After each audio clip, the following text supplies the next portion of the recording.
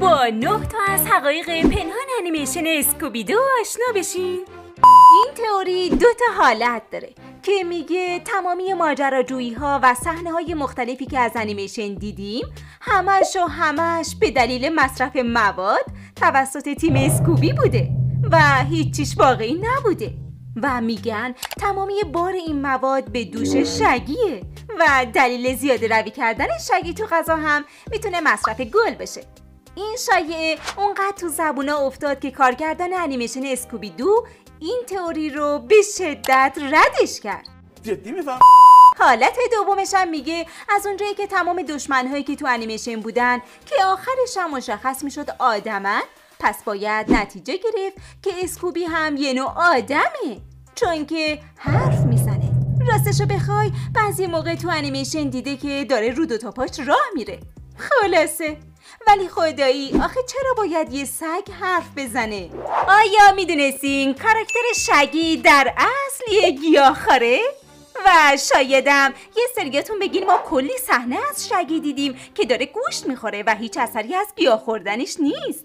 ما باید بگیم این کاراکتر درسته که عاشق غذاهای گوشتیه، اما تو یه سری از سکانساش دیدیم که شگی در حال خوردن اسنک اسکوبیه که حالا این اسنک بارها تو انیمیشن بهش اشاره شده که گیاهیه. خب حالا دلیل گیاهخوار بودنش به نظرتون میتونه چی باشه؟ خب در واقع دوبلور شگی بعد یه مدتی تصمیم میگیره گیاهخوار بشه و تو کارتون هم شگی رو یه گیاهخوار کردن که به هم بخورن، اما نمیدونم چی شده که تو قسمت‌های بعدی بازم شگی رفته سمت غذای گوشتی. فکر کنم بنده خدا نتونسته جلوی خودش رو بگیره. تئوری بعدی، یه سری از افراد براشون سوال پیش اومده بود که چرا همیشه فرد و دافنه معمولاً از گروه جدا میشن و تنهایی میرن سراغ هیولاها.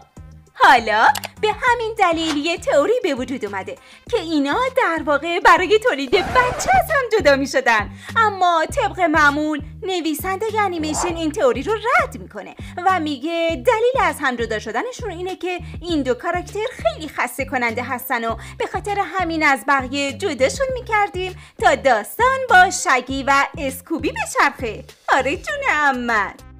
تا چند وقت پیش یه سری از کانالا بودن که کاراکتر شگی رو به یه ابرقهرمان تبدیل کردن. حالا داستان از چه قرار بوده؟ خب میگن قراره به زودی کاراکتر شگی رو به عنوان مهمان بیارن تو بازی مورتال کامبت و کلی هم ازش عکس و فنارتور از این چیزا ساختن. حالا جدا از اینا کاراکتر شگی همش در حال فرار بود تو انیمیشن. حالا میخوان به عنوان یه ابرقهرمان بیارنش تو بازی، اونم مورتال کامبت. عجیبه والا. تو این انیمیشن میتونیم کلی از شخصیت آشنای دنیای دیسی و همینطور بقیه انیمیشن ها رو ببینیم، مثل یوگی، سوپرنچرال، تمامی کاراکترهای کشتی کج و در آخر شخصیت های ابرقهرمانی دیسی رو تو این فرانچایز میشه دید. حالا ممکنه ندونید ولی کمپانی دیسی تونست اسکوبیدو رو بخره و به این خاطر تو انیمیشن میتونیم کاراکترهای مختلف از جمله بتمن و سوپرمن رو ببینیم. تو سال 2010 یه سریال از کارتون اسکوبیدو منتشر میشه که تو این سریال یه سری از موجودات عجیبی به نام آنانوکی حضور داشتن که تو خود انیمیشن گفته شده که این موجودات چون جسم فیزیکی ندارن خودشون رو تو حیوونا میپیچونن یا تو جلد حیوونا میرن. خلاصه تنها راهی که میشه فهمید اون حیوان یه آنانوکیه اول از همه باید بفهمیم که اون حیوان حرف میزنه یا نه، که اگه حرف میزنه خب یه آنانوکیه. حالا طبق این چیزایی که تو انیمیشن گفته شده ممکنه اصلا خود اسکوبی یه آنانوکی باشه، چون که هم حرف میزنه و همینطور کلن با بقیه سگای دیگه کاملا متفاوته. نظر شما چیه؟ تو کامنت ها برام بنویسین. اگه یادتون باشه دستکشای بتمن اوایل بنفش بودش، اما بعد مدتی این دستکشا به سیاه یا آبی تغییر پیدا میکنه که دلیلش هم اینه که بتمن تو یکی از کمیکاش دستکشای بنفشش رو به عنوان هدیه یا یادگاری میده به گروه اسکوبیدو و برای خودش دستکشای جدید درست میکنه که مطمئنم این فکتو قطعا نمیدونستی. تئوری بعدی، طبق این تئوری میگن این شخصیت اسکرپی که در اصل همون خواهرزاده اسکوبی هست در واقع نیست، بلکه این کاراکتر پسر خود اسکوبیه و ممکنه بپرسین حالا مادرش کیه؟ خب شاید براتون مسخره به نظر برسه، ولی طبق گفته اونا مادرش همین ولما هست. یعنی چی؟ سگ با انسان؟ نمیشه، نه اصلا. و همینطور که گفتم این سگه یا اسکراپی بچه خواهر اسکوبیه. گیج شدم. خب تا همیشه این تئوری اینجا بسته میشه.